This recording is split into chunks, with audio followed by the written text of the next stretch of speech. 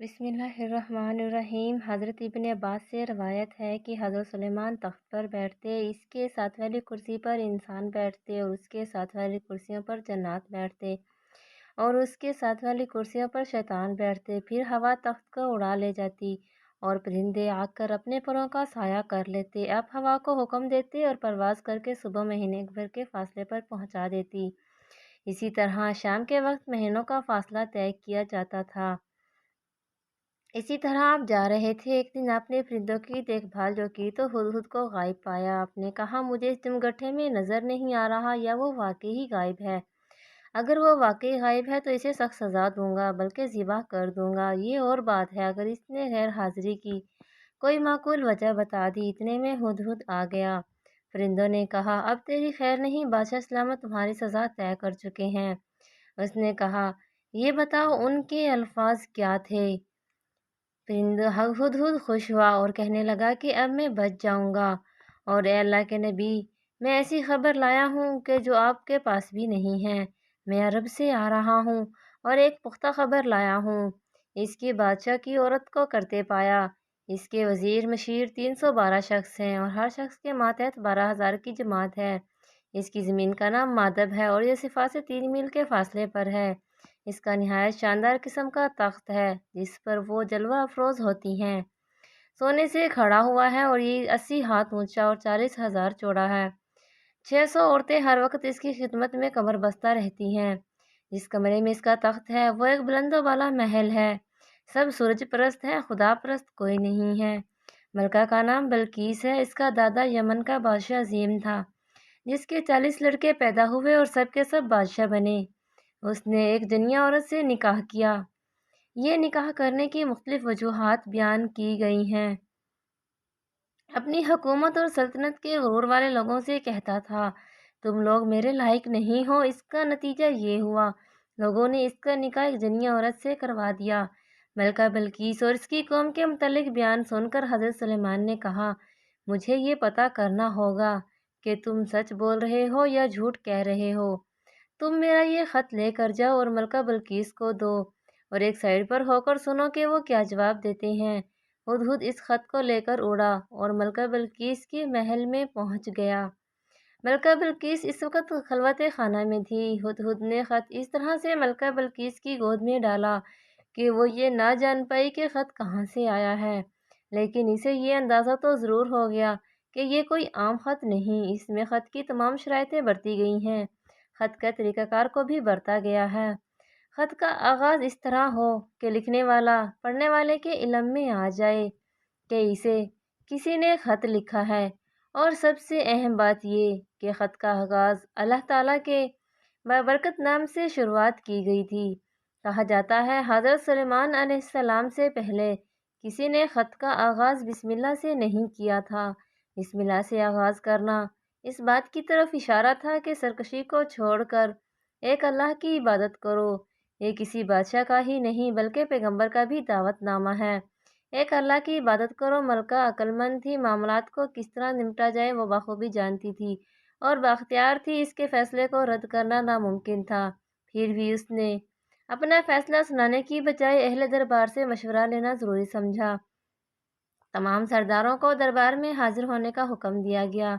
जब सरदार हाजिर हो गए तो मलका ने कहा, मुझे एक वक़्त वाला ख़त डाला गया है जिसमें मुसलमान होने और फरमाबरदारी की दावत दी गई है। तुम जानते हो मैं तुम्हारे बगैर कोई फ़ैसला नहीं करती। अब बताओ हमें क्या करना चाहिए। सरदारों ने जवाब दिया, हमारे पास ताकत और क़ुव्वत की कमी नहीं और असलहा भी वाफिर मिक़दार में मौजूद है और हम बहादुर भी हैं। हम मैदान जंग में बहादुरी से लड़ते हैं, इसलिए हमें डरने से या झुकने की ज़रूरत नहीं। हम हर किस्म के मुकाबले के लिए तैयार हैं।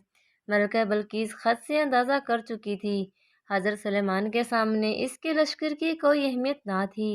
उससे जंग करने से तबाही और बर्बादी के सिवा कुछ हाथ ना आएगा। उसने अपने सरदारों से कहा, जब बैरूनी हमलावर किसी बस्ती पर हमला करते हैं तो इसे उजाड़ कर रख देते हैं, वहाँ के बाइज़्ज़त लोगों को ज़लील ख़ार करते हैं। अपना रौब और शान व शौकत के लिए हर तदबीर की जाती है। खेतियाँ जला दी जाती हैं, कत्लो गारत की इंतहा कर दी जाती है। رایا کو مفلوج کر دیا جاتا ہے، سپاہیوں کو قیدی بنا دیا جاتا ہے۔ کیوں نہ کوشش کی جائے کہ اس عمل سے بچا جائے۔ اس بات کا نتیجہ یہ نکلا کہ ملکہ نے کہا ان کی خدمت میں تحائف بھیجے جائیں۔ اس سے مقصود یہ تھا فیصلہ ہو جائے گا، اگر سلیمان تحائف لے کر خوش ہو جائے تو وہ ایک بادشاہ ہے اور اس کے مقابلے میں دنیاوی چیزیں کام دے سکیں گی۔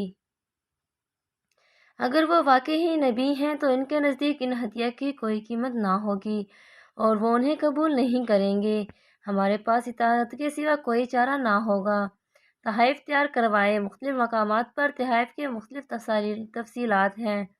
اسرائیلی روایات کے مطابق سونے کی 100 اینٹ، جواہرات اور قیمتی برتن تھے۔ بعض روایات کے مطابق 100 کنیز اور 100 غلام بھی شامل تھے۔ کنیز مردانہ لباس میں اور غلام زنانہ لباس میں ملبوس تھے۔ مقصد یہ تھا حضرت سلیمان کی آزمائش کی جائے۔ اگر وہ انہیں پہچانتے ہیں تو وہ ایک نبی ہیں، ورنہ محض ایک بادشاہ۔ جب تمام مقاصد بھائی پلے کر آپ کی خدمت میں حاضر ہوئے تو آپ نے انہیں وضو کر کے تازہ دم ہونے کے لیے کہا۔ لڑکیوں سے پانی بہا کے وضو کیا اور لڑکوں نے برتن میں ہاتھ ڈال کر پانی لیا، جس سے آپ نے انہیں پہچان لیا کہ اول الذکر لڑکیاں اور ثانی الذکر لڑکے ہیں۔ اسرائیلی روایات کے مطابق ملکہ بلقیس نے خط میں چند آزمائشی سوالات بھی کیے تھے۔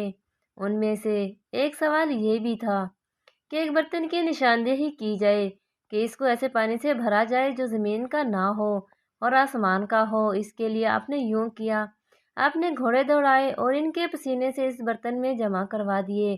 اور بھی بہت ساری آزمائش تھی۔ ملکہ نے اپنے غلاموں کو ایک موتی دیا جس میں سوراخ نہیں تھا اور کہا کہ حضرت سلیمان سے کہنا جنات کی مدد کے بغیر اس میں دھاگا ڈال دیں، اور ایک وہ جس میں سوراخ ٹیڑھا تھا، اس میں بھی دھاگا ڈالنا ناممکن تھا، اس میں بھی دھاگا ڈالنے کا حکم دیا گیا۔ اگر وہ انہیں احمقانہ یا سمجھیں یا ناممکن سمجھ کر غصے میں آ گیا تو اچھا ہے، اگر وہ سن کر خاموش رہا تو کوئی اور نہیں بلکہ اللہ کا نبی ہے۔ اس کی بات غور سے سننا۔ قاصد حاضر ہوئے، آپ نے ڈبیا طلب کی۔ اس نے کھولنے سے پہلے بتائے اس میں کیا ہے۔ حضرت جبرائیل نے مدد کی۔ آپ نے کہا ایک موتی بغیر سوراخ کا، ایک ٹیڑھا سوراخ کا موتی، ان میں دھاگا ڈالنا ہے۔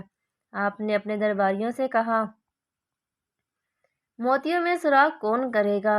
دیمک نے یہ کام اپنے ذمے لے لیا اور دیمک نے ایک بال لیا، ایک سرے سے داخل ہو کر دوسرے سرے سے نکل گیا۔ آپ نے دیمک سے خوش ہو کر فرمایا اگر تمہاری کوئی حاجت ہو تو بتا دو۔ دیمک نے کہا حضور میرا خانہ درختوں میں کر دیں۔ آپ نے ان کا خانہ درختوں میں کر دیا۔ پھر فرمایا موتی میں دھاگا کون ڈالے گا؟ یہ کام سفید کیڑے نے اپنے ذمے لیا۔ اس نے منہ میں دھاگا ڈالا، ایک سرے سے داخل ہو کر دوسرے سرے سے نکل گیا۔ آپ نے اسے کہا تمہاری کوئی حاجت ہو تو بتاؤ۔ کیڑے نے کہا حضور میرا کھانا پھلوں میں رکھ دو۔ آپ نے اس کا کھانا پھلوں میں رکھ دیا۔ قاصد تو پہلے ہی آپ سے مروب ہو چکے تھے۔ جب آپ نے ان کے استقبال کے لیے 30 میل کی دوری تک اینٹوں کا فرش بنانے کا حکم دیا، دونوں طرف عجیب الخلقت جانوروں کو کھڑا کر دیا گیا، دربار کو بھی ازسرنو ترتیب دیا گیا۔ تخت کے دائیں بائیں 4000 سونے کی کرسیاں، ایک طرف علماء اور دانشوروں کے لیے، دوسری طرف وزراء اور عمال سلطنت کے لیے بچھائی گئی۔ چنانچہ جب قاصد آئے تو سونے کی اینٹوں پر جانوروں کو کھڑا دیکھ کر اور آگے آگے جنات کی صفیں دیکھ کر راستے میں ہی حیران رہ گئے، اور دربار میں پہنچے تو وہاں کی شان و شوکت دیکھ کر حیران رہ گئے۔ حضرت سلیمان علیہ السلام سے ملاقات ہوئی تو وہ خندۂ پیشانی سے ملے اور آپ کی خدمت میں تحائف پیش کیے تو آپ نے کہا کیا تم نہیں دیکھ رہے اللہ تعالیٰ نے ہر چیز سے نواز رکھا ہے اور تم مجھے یہ تحائف پیش کر رہے ہو؟ یہ سب میرے لیے بے معنی ہیں، جبکہ اللہ تعالیٰ نے مجھے نبوت سے سرفراز کیا، چرند پرند اور جنات کو میرے لیے مسخر کر دیا ہے، اور تم یہ ظاہری سامان مجھے دے رہے ہو۔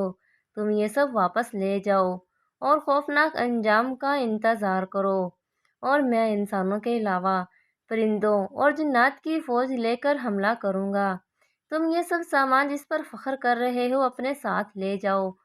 سب حیران و پریشان واپس آئے اور ملکہ کو سارا احوال سنانے کے بعد اللہ کے نبی کا اعلان جنگ بھی سنا دیا۔ ملکہ جان گئی یہ بادشاہ ہونے کے ساتھ ساتھ اللہ کے نبی ہیں۔ اللہ کے نبی اور رسول سے لڑنا گویا اللہ تعالیٰ سے لڑنا ہے۔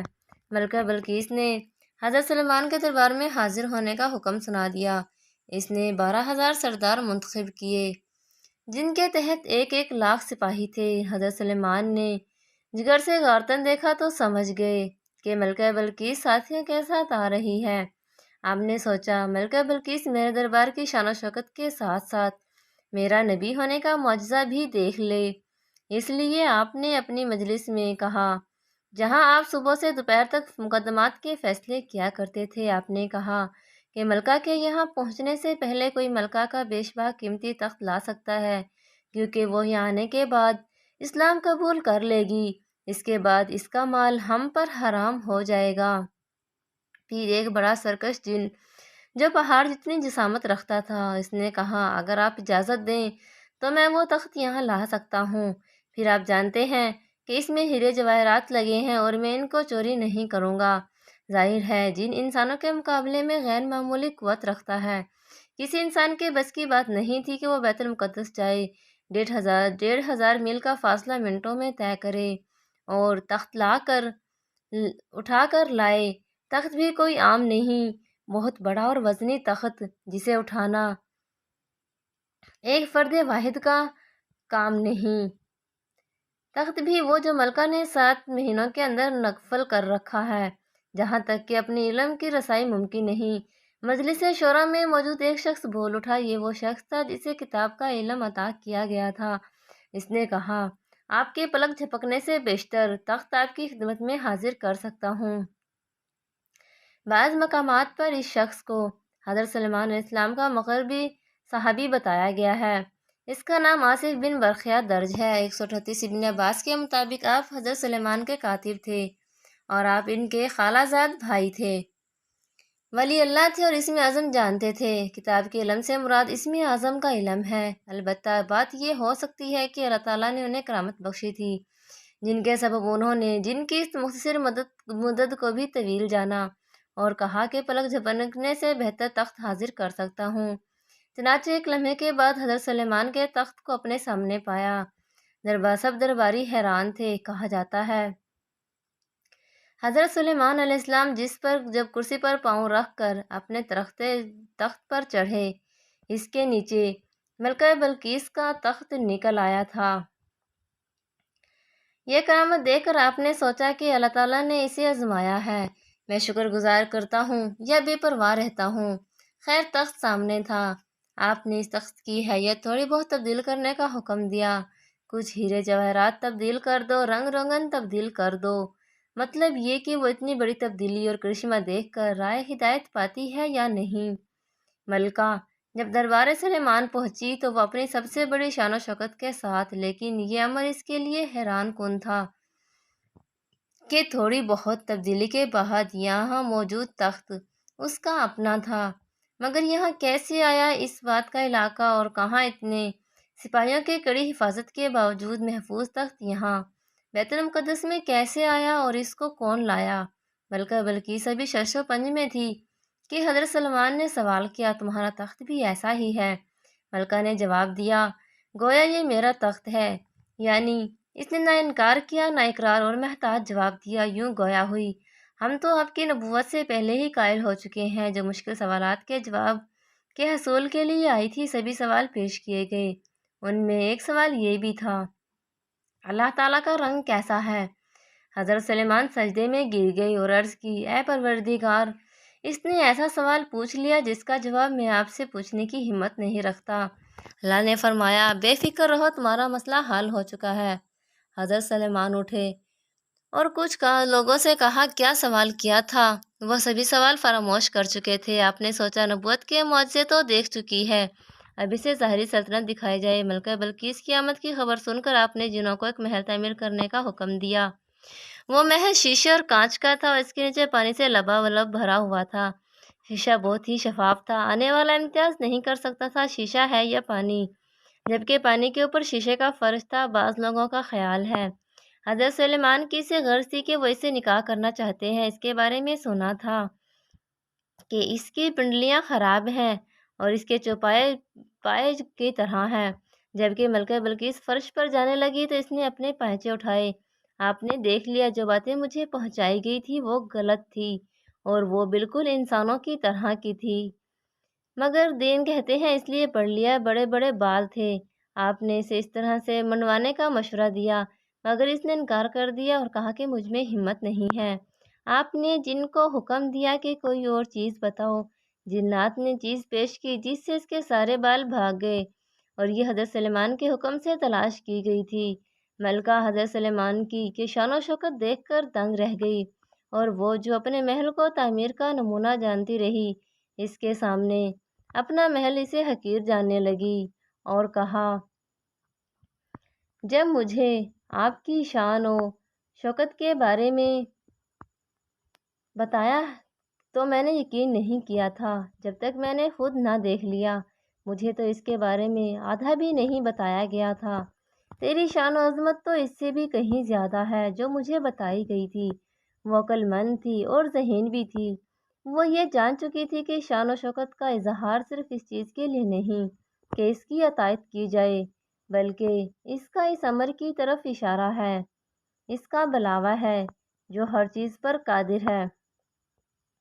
اسے اپنے شرک کرنے پر ندامت محسوس ہوئی اور اس نے اقرار کیا کہ اس نے اپنے اوپر ظلم کیا ہے، اور میں حضرت سلیمان کی فرمانبردار امتی بن گئی۔ یاد رہے، اس دور میں یہ رواج عام تھا، جو بادشاہ کا مذہب ہو وہی عوام کا مذہب ہے۔